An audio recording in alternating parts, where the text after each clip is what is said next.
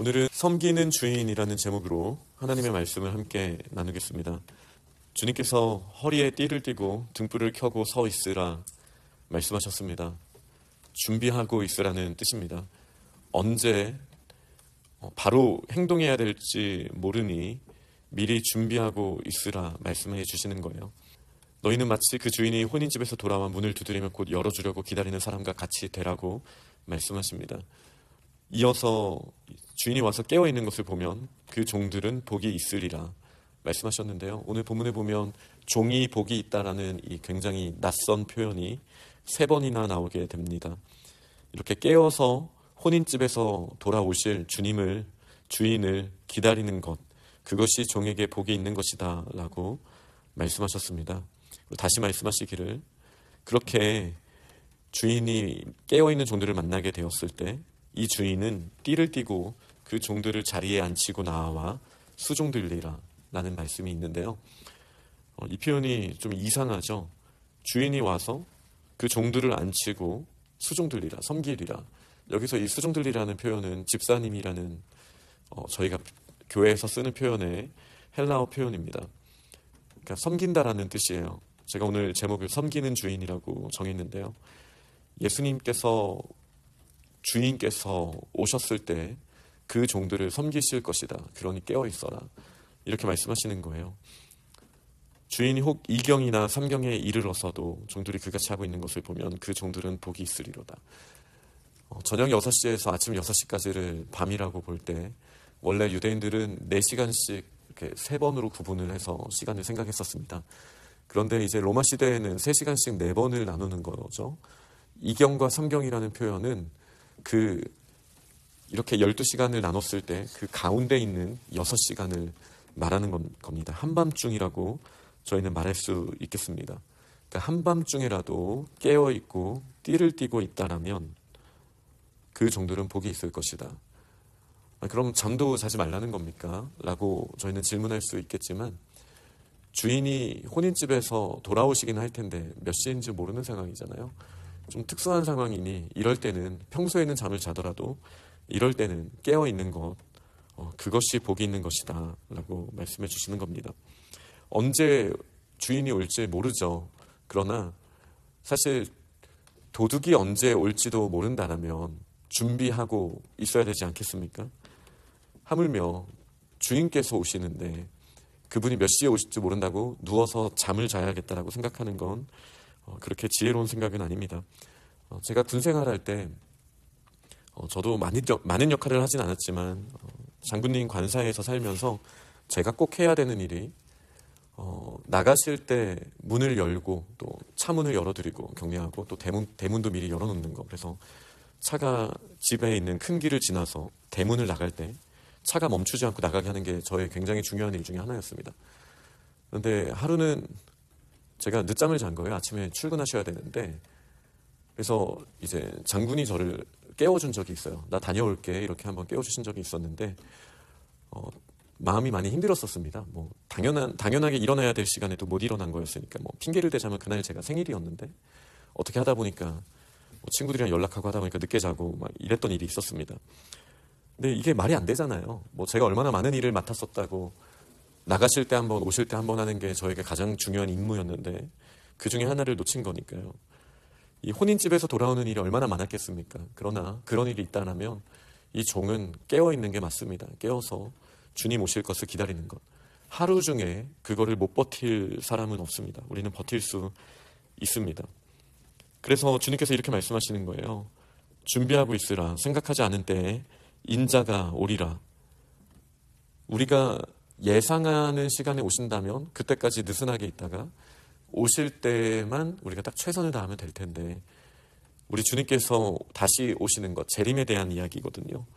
주님께서 다시 오시는 것은 우리가 날짜를 알 수 없습니다. 그렇기에 언제 오실지 모르지만 우리는 깨어서 준비해야 됩니다. 띠를 띠고 등불을 켜고 있어야 됩니다. 그럼 띠를 띠고 등불을 켜고 있다는 것은 어떤 의미입니까? 이것에 대해서 이제 베드로가 조금 다른 질문의 형식으로 물어볼 때 예수님께서 그 정답을 이어서 말씀해 주십니다.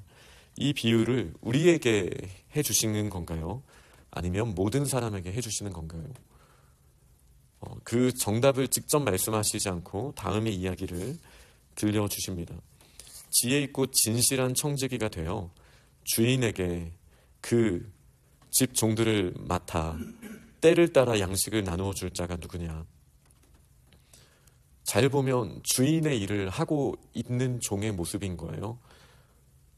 종들을 맡았습니다. 그러니 섬기는 주인처럼 이 종도 섬기는 종이 되어서 다른 종들을 맡는 또 책임 있는 청지기의 모습이 있어야 합니다.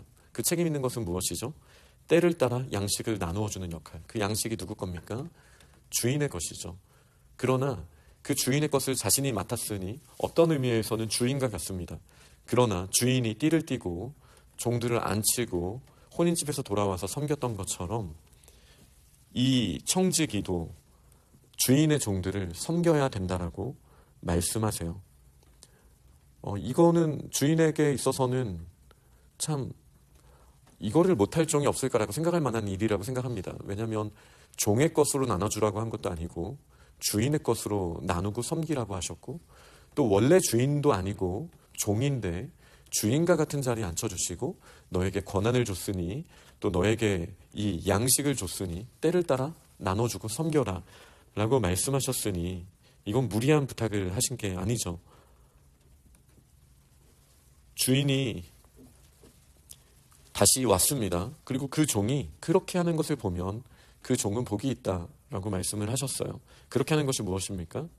때를 따라 주인의 것으로 주인의 종들에게 양식을 나눠주는 것을 말하는 겁니다.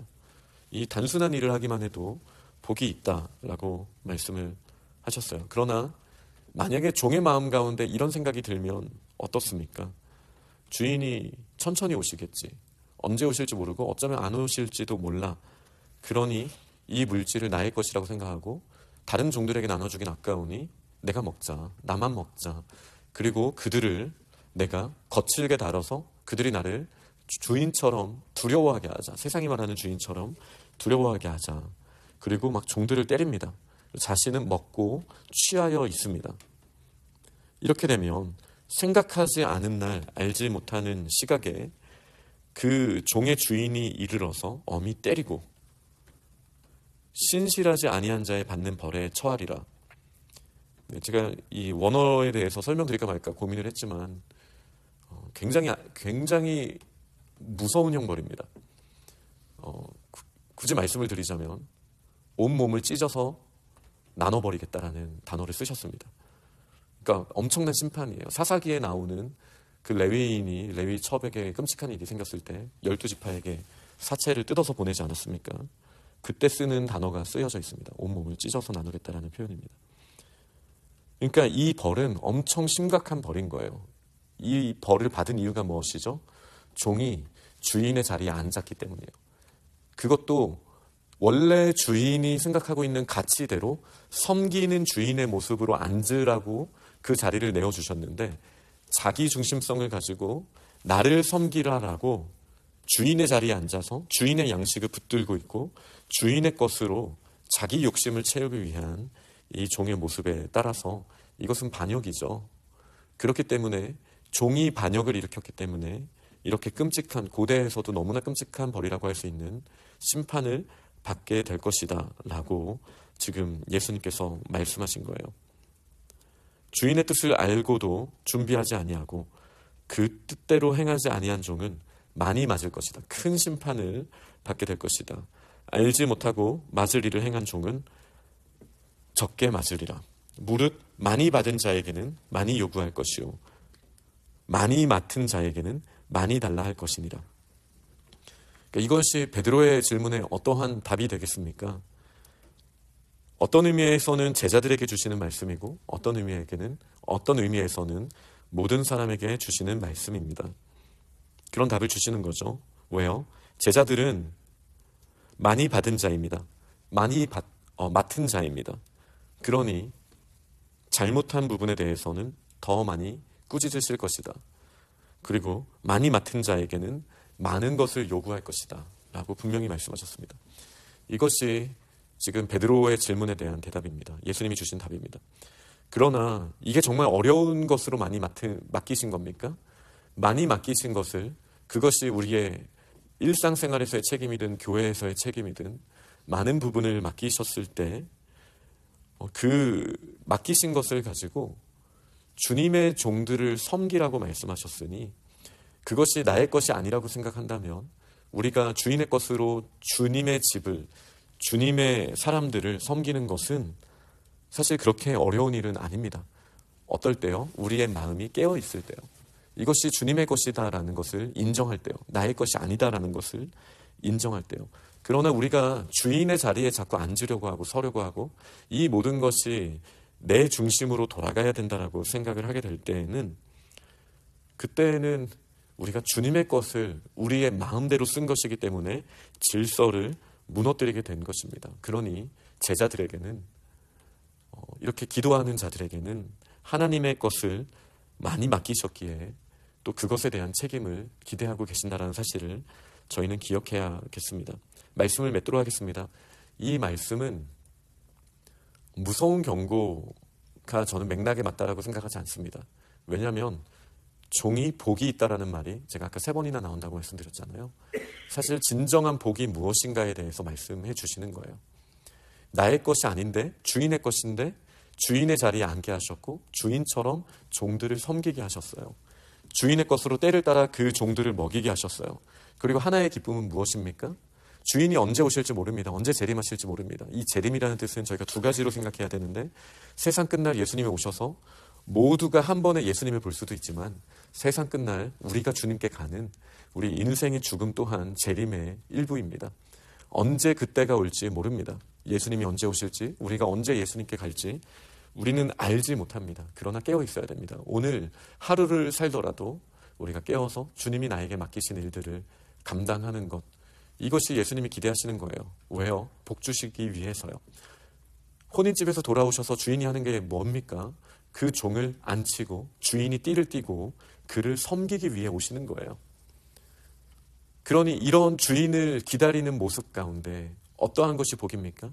우리도 이 섬기는 주인처럼 띠를 띠고 다른 종들을 섬기고 주인이 맡기신 그 하나의 사명, 나의 것으로 나의 사람들을 섬겨라. 이 하나의 사명을 맡아서 주인이 오실 때까지 깨어서 해야 되는 것은 단순히 밖에서 서 있는 것이 아니라 다른 종들을 살피고 주인의 집을 주인의 방법으로 섬기는 것. 그러면 주인께서도 오셔서 똑같이 우리가 그 종들을 섬겼던 것처럼 우리를 더 섬기는 것. 이것이 복이 있는 모습이다라고 말씀하셨습니다. 그러니 주인의 것을 나의 것이라고 생각하고 그냥 내 욕심껏 살아가는 이 세상의 모습이라면 주님 오시는 날이 두려운 날이 되겠지만, 그리고 우리의 마음속으로 그 주님이 안 오실 거라고 생각하고 우리가 그냥 마음껏 사는 모습이 우리의 인생에 있을 수도 있겠지만, 우리 주님 곧 오신다라는 이 생각을 가지고 주님의 것으로 주님의 영광을 위하여 우리가 살아갈 때 복 있는 종의 모습으로 주님이 우리를 섬기시고 세우는 날이 곧 올 거다라고 주신 이 말씀 가운데 우리가 이것을 무서운 경고를 받을 것이 아니라 우리에게 이것이 복이구나, 섬기는 것이 복이구나. 사실 이 섬기는 것도 주님이 나에게 주신 시간과 재능과 또 열정과 공동체 안에서 사랑과 이 물질을 가지고 섬기는 것이 참 복이구나. 이것을 깨닫는, 섬기는 주인을 꼭 빼닮은 섬기는 종이 될 수 있기를 간절히 축원합니다. 아멘.